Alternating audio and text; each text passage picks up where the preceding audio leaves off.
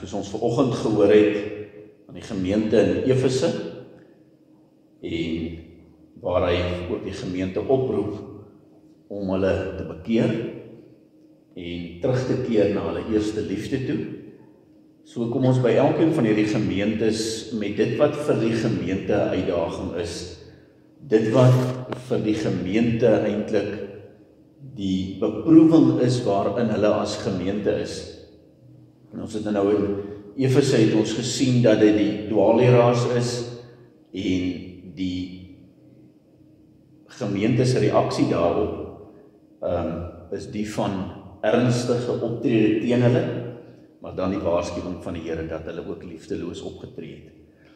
En dat hulle moes terugkeer na hulle eerste liefde toe. En dat dit nie net moet gaan om die kerk in stand te hou of om sulke dinge nie, maar werklik waar om Christus te dien. En dan kom ons vanaand by die tweede brief en ons sien in die tema van vanaand die stryd tussen lewe en dood. Aan die ander woorde, ons het begin waar ons gesê het Domitianus het die kerk vervolg, een van die ergste vervolgings in die tyd van die Romeinse Ryk, en dat hy die tweede Nero genoem is omdat hy die kerk so kwaai vervolg het. In Efese het ons net gesien dat die dominee van die kerk verban is uit die stad uit, en verder die aanslag daarvan. Maar hier kom ons nou tussen die stryd tussen lewe en dood, die gemeente wat werklik vervolg is. So voordat ons dan gaan luister na die woord van die Here daaroor, kom dat ons net eers saam bid. Onse Vader wat in die hemel is, Here, ons kom vanaand as gemeente van Christus voor U buig. U wat ons opgeroep het om na ons eerste liefde toe terug te keer. Ja, Here, dat ons U bo alles sal lief hê. Dat ons weer daardie opgewondenheid van kerkwees sal beleef, wat ons ook gehad het toe ons kerkverband moes terugkeer vanuit 'n wêreld wat skeef getrek was. Moes terugkeer na U. Die opgewondenheid om U te kan aanbid sonder enige inmenging. En dat ons die strewe gehad het om U ook eerste te plaas in ons kerk. Here, waar daar nou soveel jare al verby gegaan het en ons in ons eie kerkverband ook sien hoe dat die liefde afgekoel het, kom ons ook om U te vra, Here, dat U deur hierdie Pinksterreeks ons ook sal opwek om U lief te hê, U te eer, omdat U ons eerste lief gehad het. Dat ons by die waarheid van U woord sal bly en ons aan U sal onderwerp en in U liefde sal gaan lewe. Daarom bid ons, Here, dat U ook deur vanaand se boodskap met ons sal spreek en ons harte sal vernuwe om te verstaan wat U wil is. Dat ons ook ons kerk kan inrig na U goeie en welgevallige en volmaakte wil. Dat ons as kerk van Christus op aarde ook U sal verheerlik in wat ons dink, wat ons sê en wat ons doen. Dat alles gerig sal wees op U. Ons bid daarom, Here, dat U ook so met elkeen sal wees wat in 'n geestelike stryd is, wat aanslae van die wêreld moet afweer, die aanslae van die bose moet teëstaan en teen hulle eie swakke mensheid moet stry. Ons bid, Here, dat U deur U Gees in ons sal werk, dat U Heilige Gees ook in ons werksaam sal maak om U liefde te kan uitleef. Ja, Here, soos wat U vir ons gesê het, hoeveel te minder sal U nie vir ons U Heilige Gees gee as ons U daarvoor bid nie. En daaroor bid ons dit, Here, dat U deur die Heilige Gees nou met ons sal spreek en dat die uitlê van U woord ook deur die Heilige Gees gerig sal word en ons denke deur hom gevange geneem word. In Jesus naam vra ons dit. Amen. Geliefdes, kom ons loof eers die Here deur saam te sing Psalm 68. Psalm 68, daarvan die eerste en die tweede vers. Ek wil graag die klem plaas op dit wat in die tweede vers ook gesê word. Die psalm is die psalm wat Martin Luther vertaal het, of eintlik beruim het, die Heer sal opstaan tot die stryd. Hy sal sy haters ver en wyd laat wegvlug voor sy oë. Maar in die tweede vers, maar God se volk in hom verheug, sal opspring in hul sielevreug en huppel voor sy oë. Sy mag, wat alle mag oortref, en uit vernedering hul verhef, sal nooit hul val gedoe. Hef tot Gods ere danklied aan, verhoog voor hom die baan, sing al wat leef sy ere, berei die weg vir hom weer bly, wat deur die wye vlaktes ry, sy naam is Heer der Here.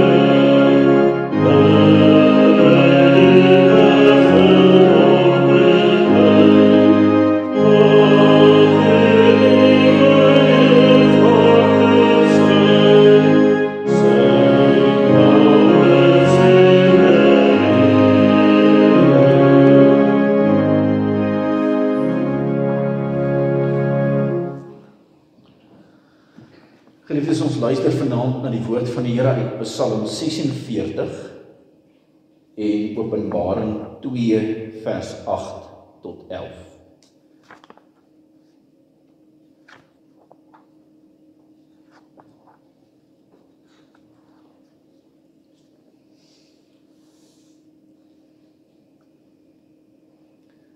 Psalm 46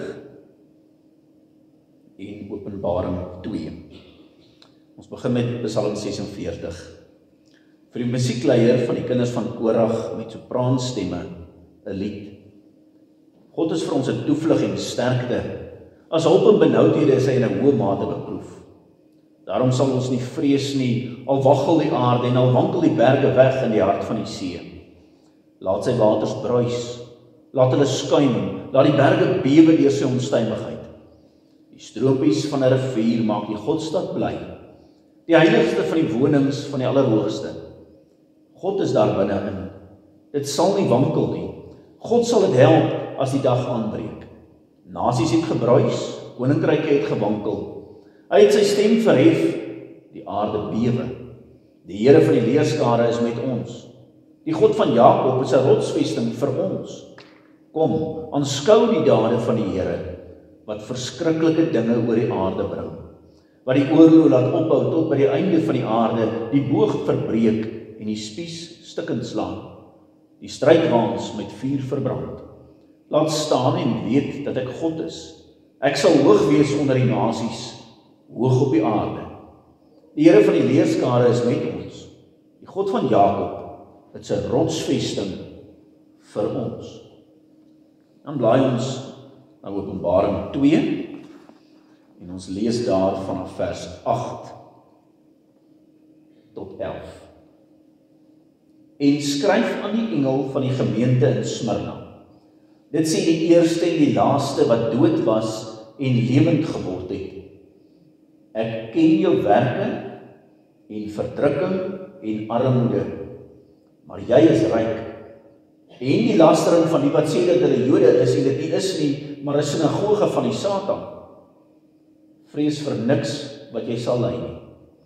Kyk, die duiwel gaan sommige van julle in die gevangenis werp, sodat julle op die proef gestel kan word. En julle sal 10 dae lank verdrukking hê.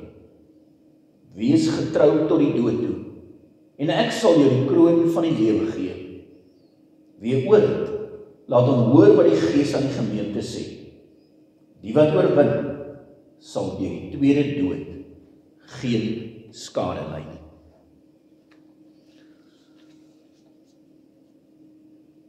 Geliefde broers en susters, in elkeen van die briewe wat aan die 7 gemeentes geskryf is, kan ons sê, hierdie 7 gemeentes gee elkeen vir ons 'n blik op die kerk van die wêreld, op die strydende kerk, op hierdie kerk wat nog nie die oorwinning ten volle behaal het nie. En elke keer sien ons iets van die uitdagings, die versoekings en die beproewings van die kerk. En elke keer kom die Here Jesus uit die beeld wat Johannes gesien het in Openbaring 1. En hy gee sekere eienskappe wat daar beskryf is, om met hierdie spesifieke omstandigheid in hierdie kerk te reken. Ons het vanoggend gesien dat hy gesê het, dit sê hy wat die 7 sterre in sy regterhand hou en wandel tussen die 7 goue kandelaars. Die een wat sy kerk in stand hou. Die een wat die lig in die duisternis bring wanneer hy hierdie kandelare aan die brand steek. En wat aan die einde van die brief van Efese vir hulle waarsku en vir hulle sê, as julle nie bekeer nie, gaan ek hierdie kandelaar van sy staanplek af wegvat. Met ander woorde, ek gaan hierdie gemeente tot niet maak en ek gaan hom skuif na daar waar ek wil lig hê. En dit is iets wat hierdie gemeente dan ook moes tref, om te besef, hulle is absoluut in die Here se lig. Hy sien hulle. En net so sien hy vir Smyrna. Hierdie klein gemeente keer hierdie groot hawe stad, wat vervolg word, wat arm is, en wat swaar kry. En hy stel hom in hierdie brief aan Smyrna bekend as die een wat dood was, maar wat lewe. Hy is die gekruisigde wat opgestaan het.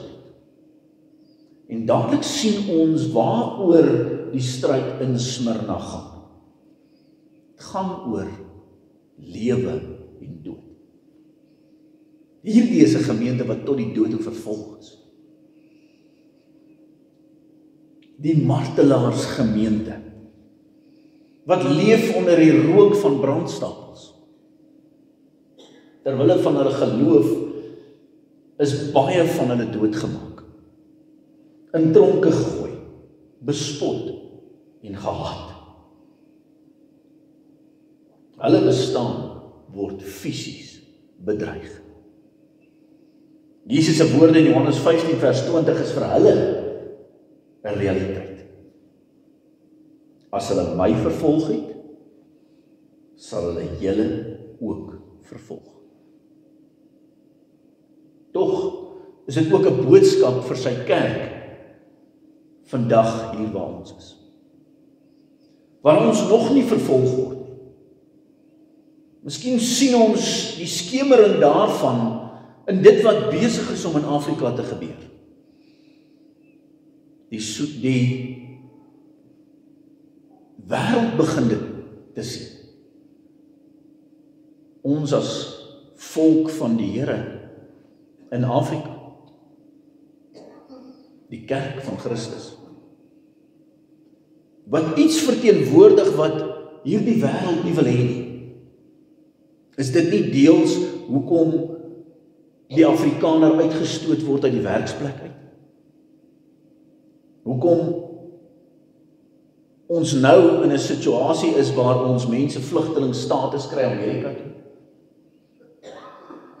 As ons bietjie verder gaan kyk, dan sien ons hoe dat Boko Haram in Mosambiek al begin opereer. En daar begin om mense uit te moor. Ons sien in Nigerië hoe dat die kerk wat al vir eeue lank daar is, deur die Fulani moslems en Boko Haram uitgemoor word. En hierdie dinge kan nader kruip na ons. Die gemeente wat onbekommerd leef, vir hom kom die Here en hy skud hom. Hy skud die gemeente met hierdie brief van Smyrna. En ook ons kan geskit word wanneer ons die berigte lees van wat gebeur in die kerk in die Midde-Ooste en in China en in Nigerië. Met elke doop wat die bloed van Jesus Christus simboliseer. Met elke nagmaal wat die verbreeking van sy liggaam en die bloed wat vloei simboliseer, wink die wederkoms van ons Here Jesus Christus. Hoor ons die kerk uitroep, kom Here Jesus, kom gou. Geliefdes, die ewige koning is besig om te kom. Maar sy teestander kan ook al duideliker gehoor word. Smyrna is een van daardie gemeentes wat dit al 90 na Christus gehoor het, beleef het. Smyrna is hierdie groot hawe stad in die Romeinse Ryk, die poort na Asië. Vandag Turkye se grootste uitvoerhawe Izmir, waar Efese tot niet gegaan het en daar net 'n ou klein dorpie oor is Smyrna die dorp, die stad wat vandag die groot hawe het. Dit is 'n gebied met pragtige heuwels teen die see, heerlike mediterrane klimaat, en die inwoners is uiters lojaal aan Rome. Omdat dit so 'n kosmopolitiese stad is en 'n baie sterk Romeinse invloed het, is dit mense wat lojaal is ter wille van die ekonomiese voordeel wat Rome vir hulle gee. Daar staan die tempel van Dea Roma, die godin van Rome, en die tempel van die keiser Tiberius. Smyrna is 'n tipe van 'n vergoddeliking van die staat. Iets wat ons in ons wêreld ook deesdae sien, hoe dat die staat homself as die verlosser wil voorhou. Die kommunistiese bedeling wat die toppunt daarvan was. En selfs die kommunistiese bedeling in ons eie land wat die staat die verlosser van die burgery wil maak. En in die naam daarvan maak net wat hy wil. Na 70 na Christus, toe Jerusalem verwoes is daar duisende Jode wat vlug na Smyrna toe. Hoofsaaklik want dit is 'n ekonomiese gebied waar hulle goed kan handel dryf. Dit laat my dink aan ons jong mense, ons Afrikaner mense wat vlug na die ekonomies welvarende lande toe, om daar te kan gaan oorleef. Hulle het 'n baie maklike immigrasiebeleid gehad. En daarom was daar 'n groot Joodse sinagoge gewees. En hier begin die Christene se moeilikheid. Daardie gemeentetjie wat al gevestig is lank voor daardie groot sinagoge van die Jode daar was.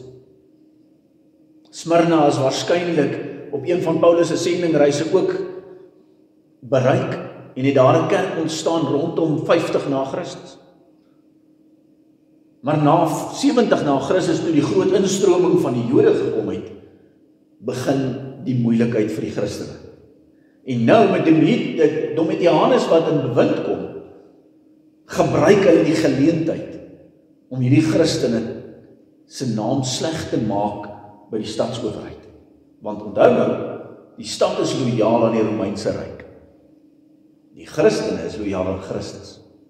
En hulle erken nie die Romeinse Ryk as hierdie goddelike mag.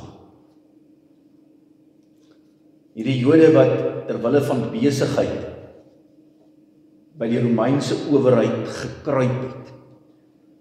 Die sinagoge se mure was vol eerbewyse en skilde en kraanse ter ere van die keiser en die afgode. En daardeur oortree hulle die eerste gebod: jy mag geen ander gode voor my aangesig hê.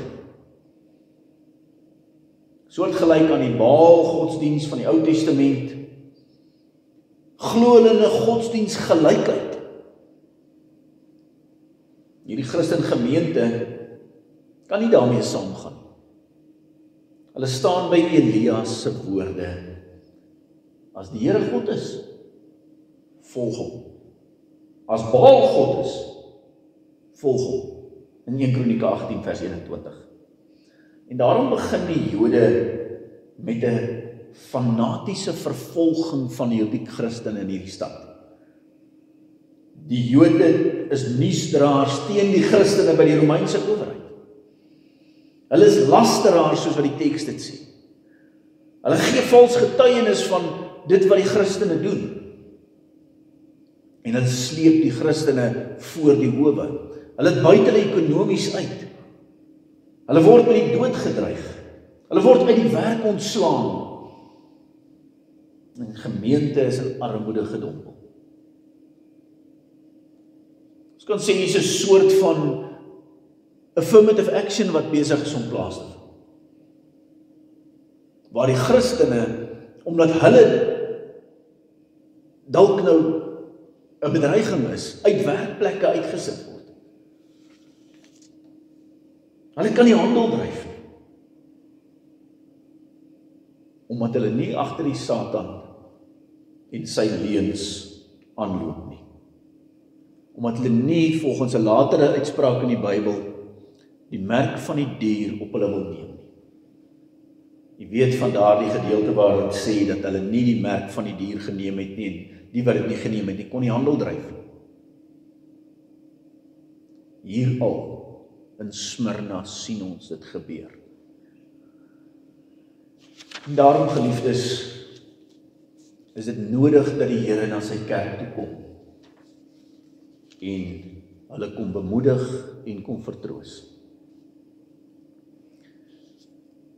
So 'n paar weke terug het ons gehoor hoe dat Hizkia, toe die Assiriese ryk die stad bedreig het, voor die Here gaan buig het in die tempel en hom gevra het om hulp.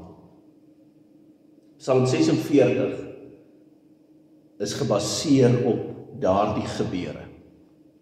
waar die Assiriese magte soos golwe teen die stad se mure aanslaan. En hierdie mense binne in die stad se lewens bedreig word. En dan skryf die psalmdigter dat hulle nie hoef te vrees nie, want God is by hulle in die stad. En God sal die oorlog laat ophou. As ons die geskiedenis van daardie gebeure gaan lees, dan sien ons dat die engel van die Here in die nag verbygetrek het en 185.000 soldate doodgeslaan het. Ja, die Here het die oorlog laat ophou. Hy het die spies verbreek en die strydwaans met vuur verbrand. En Jerusalem is gered.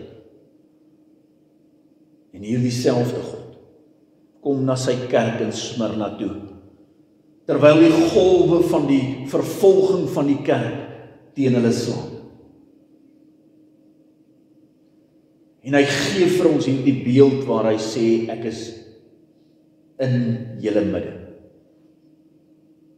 Hy staan tussen die kandelare en hy beweeg tussen die kandelare. Ook weet hy van Smyrna se krisis. En hy kom sê vir hulle 4 goed. Hy sê, ek ken julle werke, julle verdrukking, julle armoede en die lastering teen julle.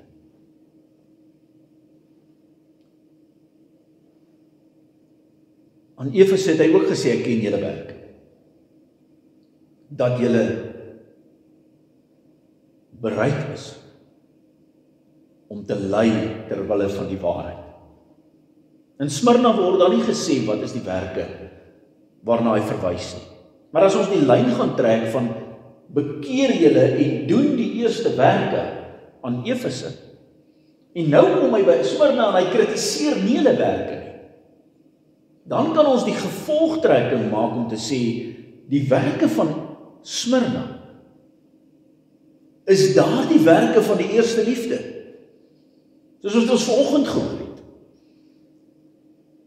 Aktiwiteite soos eredienste, prediking, gebede, psalmsang, arme versorging, offervaardigheid, hulp aan die behoeftiges, hulp aan die beproefdes en die vervolgdes. Daardie liefde wat in Efese kort gekom het. Hoor ons die Here sê, ek ken jou werke. En asof dit genoeg is, gaan hy nie op dit in nie. Hy sê, ek is tevrede daarmee. Julle het die liefde.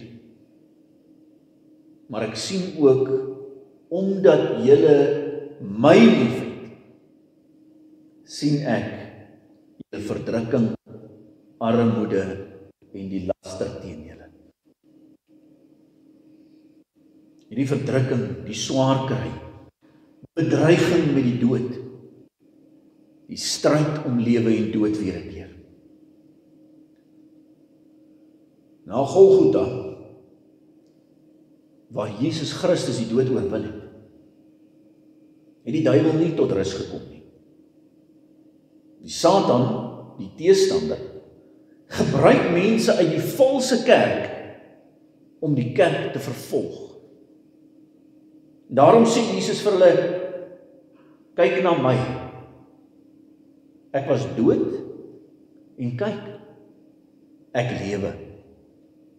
In Jesus se dood en opstanding lê die evangelie, die blye boodskap, die hoop op wat nie gesien kan word nie. Hy is gemartel tot die dood, maar hy lewe. Hy is gemartel tot die dood, sodat ek en u kan lewe. Hy ken hulle armoede. Jesus sê vir Smyrna, ek ken jou armoede, maar jy is ryk.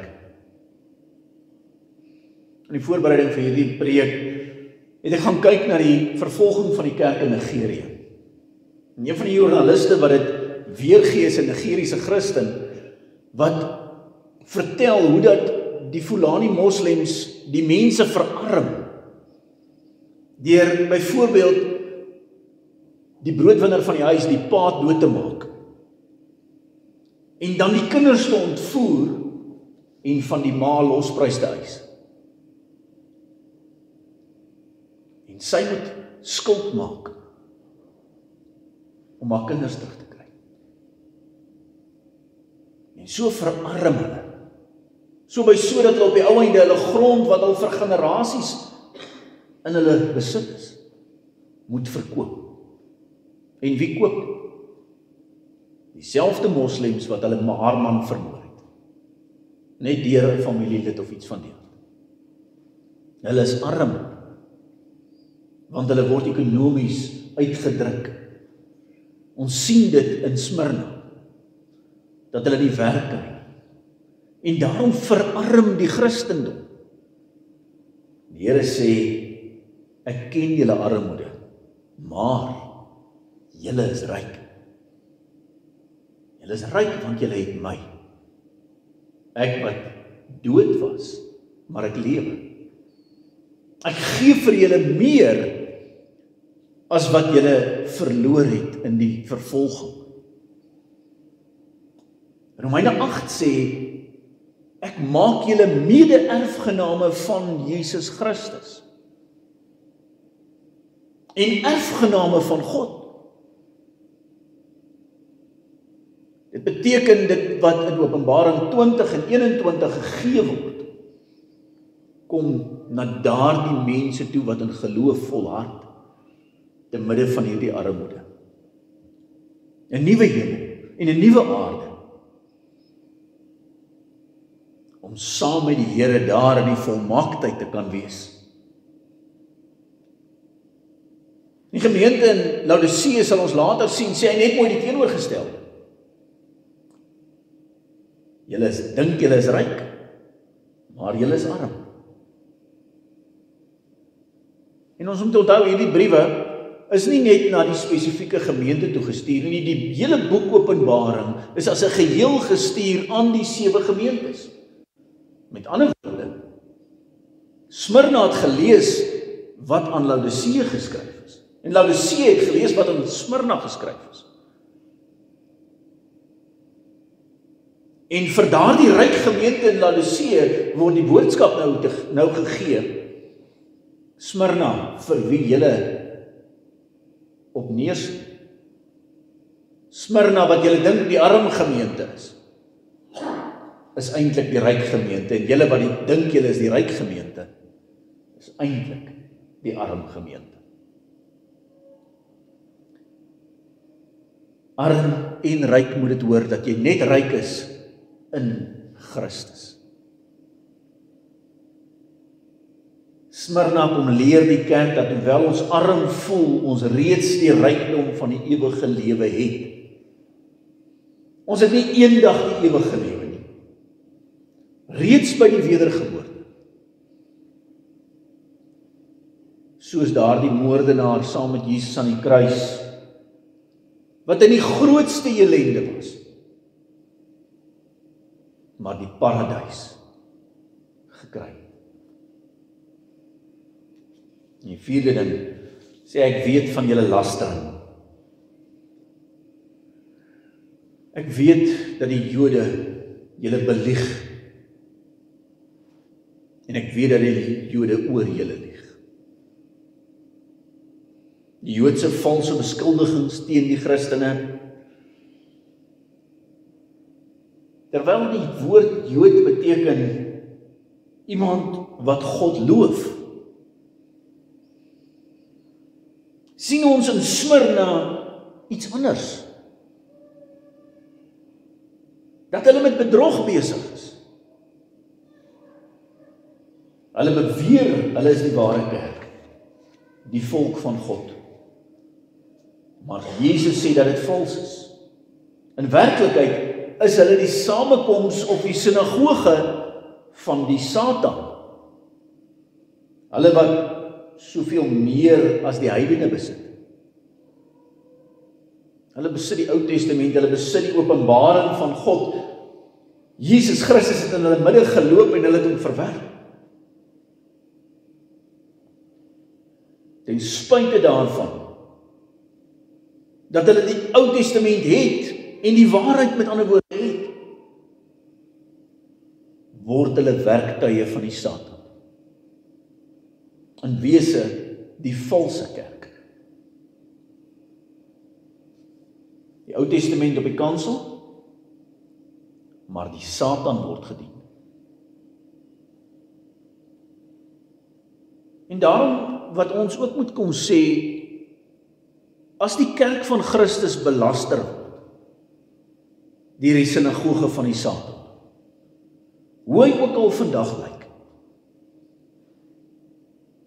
die Here weet dit, die Here sien dit,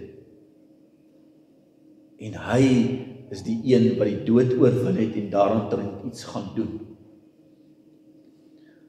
In Nigerië draai die regering sy rug op daardie Christene. En hy maak asof dit maar net 'n oorlog oor grond en weiding is. En so gebeur dit oor die wêreld. Maar as dit oor die valse kerk gaan, moet ons vandag gaan vra, hoe lyk die valse kerk in ons dag? Waar is die valse kerk? Waar is die sinagoge van die Satan? Waar is die mense dat sê dat hulle die Here loof, maar eintlik in diens van die Satan staan? Die maklikste manier om dit te beskryf is om die Nederlandse geloofsbelijdenis se beskrywing van die valse kerk te gaan volg. Hy ken aan homself meer mag toe as aan Christus. In die tyd wat die Nederlandse geloofsbelijdenis geskryf het, was dit die Rooms-Katolieke kerk, waar die paus meer mag gehad het as Christus.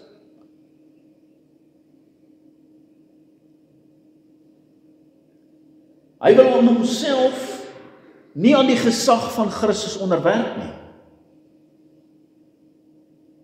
Hy bedien nie die sakramente reg nie, hy verkondig nie die woord van Christus nie, hy pas nie die tug in liefde vir God toe nie, ook nie in die liefde vir die gemeente of die sondaar nie. Dis die valse kerk. Dis die kerk wat die ware kerk gaan belaster. Wat gaan sê, julle is fundamentalisties, julle is eng, julle is rassisties, julle is wat ook al. Die kerk van Christus gaan beskuldig word van goed wat ons nie is nie. Want die valse kerk, wat aan homself meer mag toeken as aan God, en wat hom nie onderwerp aan die gesag van Christus nie, kan nie die ware kerk staan. Hy sal teen hom staan, want hy is 'n sinagoge van die Satan. En nou vra Christus elke gemeente, maak die toepassing. Gaan kyk na jou besluite. Kyk na jou preke en jou eredienste. Wat bid julle? Wat sing julle? Die sakramente? Doen julle dit soos Christus dit ingestel het en beveel het? Of gebruik ons die nagmaal sommer maar so ligtelik, asof ons dit maar net kan doen en geen oordeel oor onsself eet en drink nie?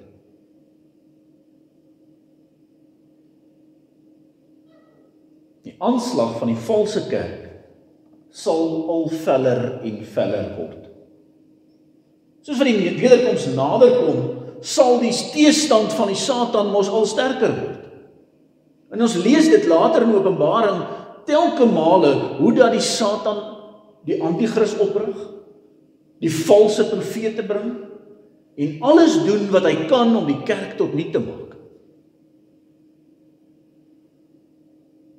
Maar om die kerk te versterk teen hierdie aanslae, sê Jesus vir hulle, Vrees niks wat julle sal ly nie.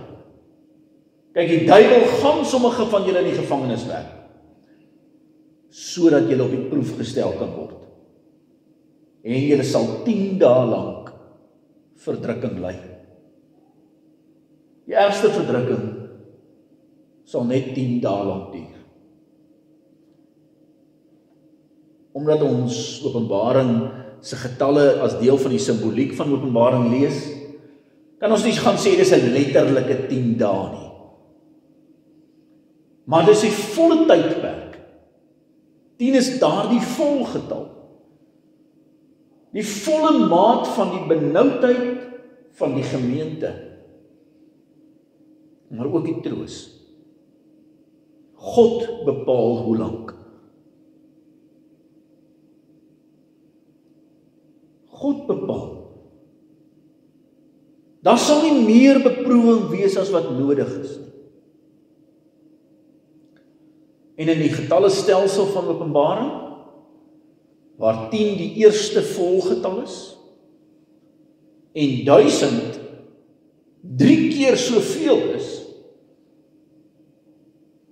10 maal 10 maal 10. Kom ons by God se volgetal. En daarom sê hy, hierdie gaan maar 'n kort tydjie van vervolging wees. En in besonder as ons dit vergelyk met die ewigheid, wanneer ons die heerlikheid erf, sal die vervolging op aarde 'n kort tydjie wees. Niks meer as wat ons in die krag van die Heilige Gees sal kan hanteer nie. En dan kom Jesus met sy oproep aan hierdie gemeente. Hy sê, ek ken julle. Ek sien julle ellende. Ek sien julle armoede. Ek sien julle vervolging. Ek sien die laster teen julle. Maar wees getrou tot die dood toe. Stadig maar seker beweeg die gemeente na die einde van die stryd op aarde. 'n Stryd om lewe en dood. Jesus sê ook dat vir hulle wat tot die dood toe getrou bly, daar hoop is. Wees getrou tot die dood toe en ek sal jou die kroon van die lewe gee. Hoe ironies. Hierdie teestand wat daar die hele tyd is. Ek was dood en kyk ek lewe. Wees getrou tot die dood toe en ek sal jou die kroon van die lewe gee. Tot die dood toe moet ons elke dag ons plig doen. Vir wat ons vandag doen, sal ons toekomsverwagting vir môre blyk. Hoe ons vandag leef, sê wat is ons toekomsverwagting. Leef uit die belofte van God se woord en jy sal die vervulling daarvan sien. Jy sal die kroon van die lewe ontvang. Daardie laurierkrans wat die atlete ontvang het wanneer hulle die marathon voltooi het. Ons kan dus sê, wie volhard tot die einde toe sal die goue medalje ontvang. Maar meer, die wat oorwin, sal deur die tweede dood geen skade ly. Die tweede dood is die hel. Dis die eindoordeel van God, waar die goddeloses vir ewig in die verderf gewerp word. Maar die wat volhard het tot die dood toe, sal daardeur geen skade ly. Die wat die laurierkrans, die medalje ontvang, hy sal by die oordeelsdag toegang verkry tot die nuwe Jerusalem. Ons kan amper sê daardie krans wat jy ontvang, wanneer jy volhard tot die dood toe, word paspoort na die volmaakte Jerusalem, in die volmaakte skepping, by God, vir ewig. En dis die hoop van Smyrna. Hulle wat tot die dood toe vervolg is, sal lewe, as hulle volhard tot die einde toe. Amen. Kom ons dank die Here.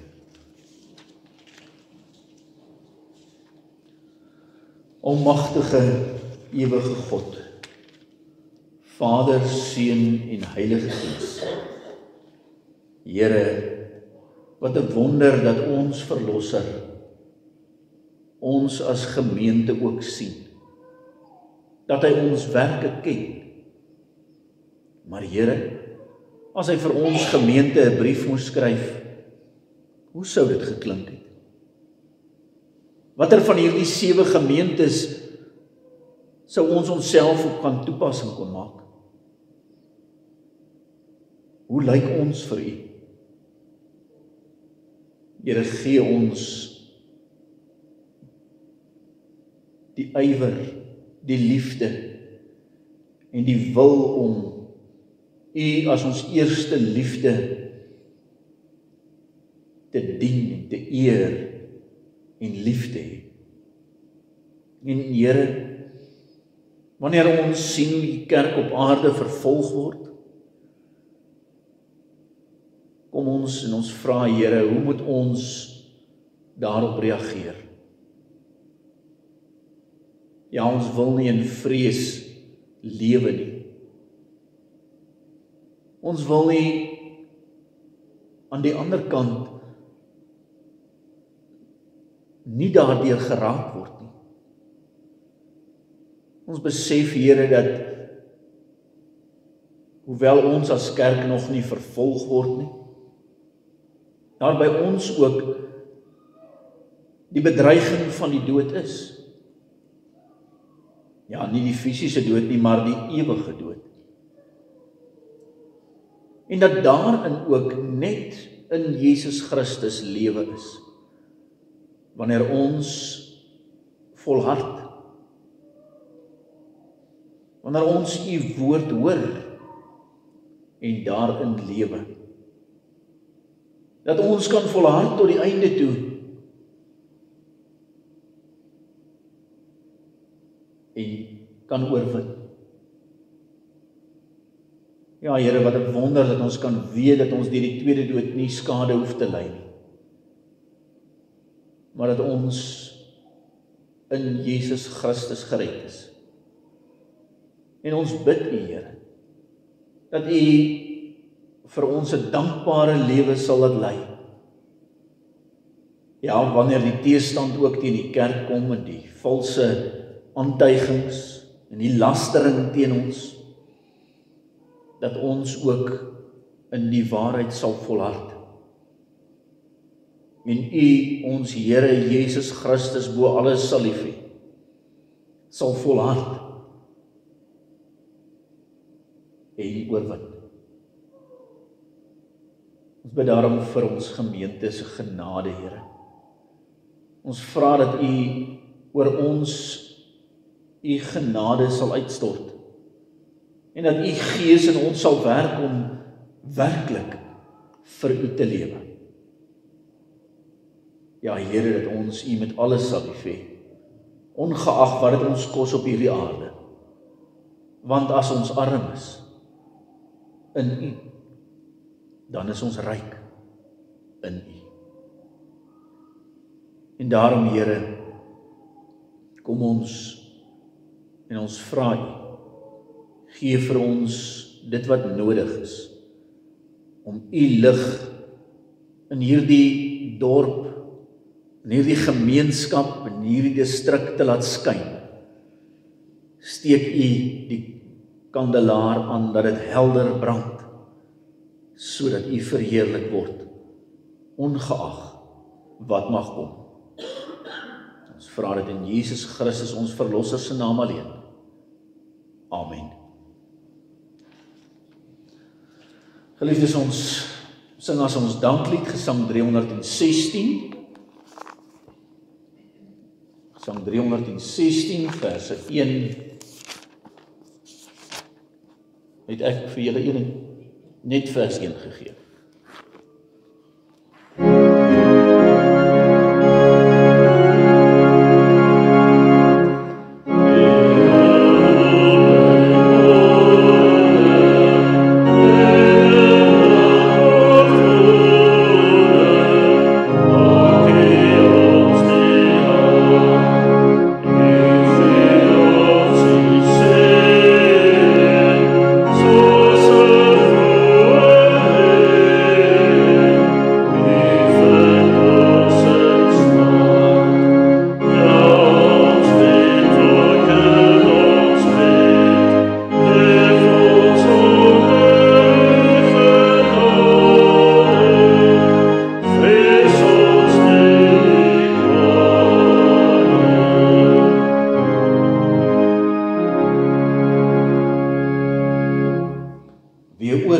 Laat hom hoor wat die Gees aan die gemeente sê.